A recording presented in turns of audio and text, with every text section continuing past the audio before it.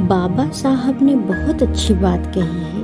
आपका बचपन चाहे कितना भी गरीबी में गुजरा हो, लेकिन फिर भी तुम इतिहास रच सकते हो। आज हमारी जिंदगी में, आज आप जहाँ पे खड़े हैं, आपके लिए बाबा साहब लड़े हैं। आज आपके पास जो दौलत है वो बाबा साहब के बदौलत है। आपके पैकेट में जो पेन है वो बाबा साहब की देन है। आपके पास जो कार है वो बाबा साहब का उपकार है। आपके पास जीवन में जो शांति है वो बाबा साहब की क्रांति है। आपके तन पे चमकता हुआ जो शर्ट है वो बाबा साहब का कष्ट है। फिर भी आप उनके प्रति मौन हैं। तो दिल पे हाथ रख के बताइए कि आपके तरक्की के पीछे कौन है। जहाँ इंसान इंसान में भेद है, उन किताबों का नाम वेद है। जहाँ हर इंसान का समान है, वहाँ भारत का संविधान है। अपने जीवन में अपने देश के प्रति जागरूक रहें और क्या सही है क्या गलत है इस पे तर्क करके अपने विचारों को आगे बढ़ाएं। देश का राष्ट्रपति एक दलित हो सकता है, लेकिन एक मंदिर का पुजारी नहीं। राष्ट्रपति बनना संविधान की देन है और पुजारी बनना धर्म की देन है। यही कहते हैं, स्कूल में घुसना मना था, फिर भी डॉक्टर बन के दिखाया। अछूत कहलाते थे, ब्राह्मण बीवी ले आए। मंदिर में घुसना मना था, सबके लिए मंदिर के दरवाजे खोले।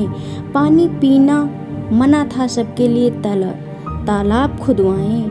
हिंदू कायदे में कोई जगह नहीं थी, हिंदुस्तान का कानून लिख डाला। खुद को रहने के लिए जगह नहीं थी, आज हर सरकारी ऑफिस में अपनी फोटो लगाए हैं। बाबा साहब को बहुत बहुत सलाम। मैं लिखता हूँ अंधविश्वास के खिलाफ और लोग मुझे भगवान के खिलाफ मान लेते हैं। बाबा साहब ने बहुत अच्छी बात कही। इसका अर्थ यह हुआ कि अंधविश्वास ही भगवान है। डॉक्टर भीमराव अंबेडकर। सच्ची घटना है एक बाबा साहब की जिंदगी का। शिक्षा और ज्ञान वह शक्ति देता है जो हमें बदलाव को स्वीकार करने में मदद करता है। आपका बचपन चाहे कितनी भी गरीबी में गुजरा हो, लेकिन बुढ़ापा अमीरी में गुजरना चाहिए। जहाँ इंसान इंसान को ना समझता है, इंसान इंसान में भेद रखता है, वही वेद हमारे हिंदू धर्म में आकर के ऊंच नीच का भेद पैदा किया।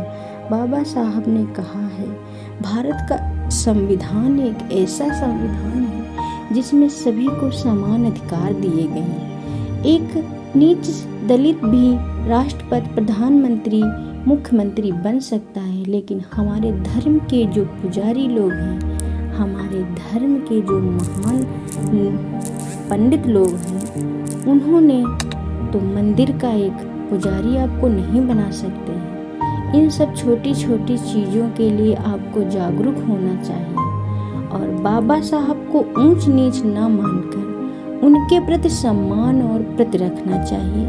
अगर आप पढ़ लिख कर बाबा साहब को ना समझ सकें तो आपकी शिक्षा व्यर्थ है। पढ़ाई करने का मतलब ये होता है कि हम क्या सही है क्या गलत है उस चीज़ को ला के सामने रखें और जो सही हो उसका साथ दें, जो गलत हो उसका साथ ना दें।